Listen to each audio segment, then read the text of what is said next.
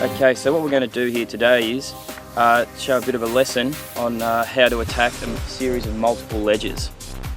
The first thing we're going to discuss before we actually get to tackling the obstacle is the bike setup, which is key. It's just you're going to be working against yourself if you don't set the bike up properly.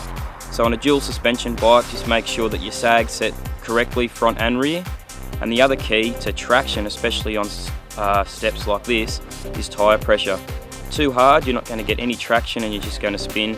Too soft, you're going to hit it with a bit of speed and you'll probably end up pinch flatting the tyre. Okay, so now we're going to pick a line, and that'll vary depending on your experience.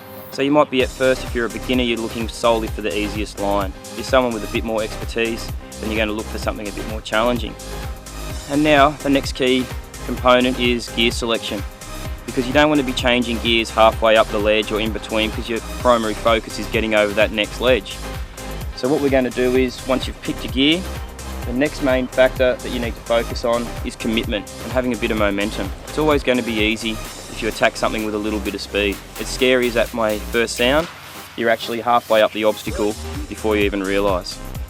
Once you've done that, as you're approaching the obstacle, your balance on the bike is very important. So you might lean back a little bit to lift the front wheel up, so it lightens the front end and it'll get over the first part of the obstacle. Then you're moving your body weight forward on the bike, in the centre of the bike, and that will give you traction from the rear end. Without too far forward, you'll lose traction. Too far back, you'll go back off the bike. So it's always a fine line there. Okay, so it's important that you practice each ledge before moving on to the next one, and then before you know it, you've cleaned all 3 ledges in this case.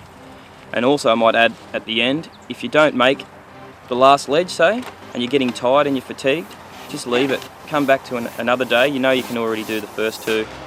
You'll have fresh legs and you'll probably go straight up all 3.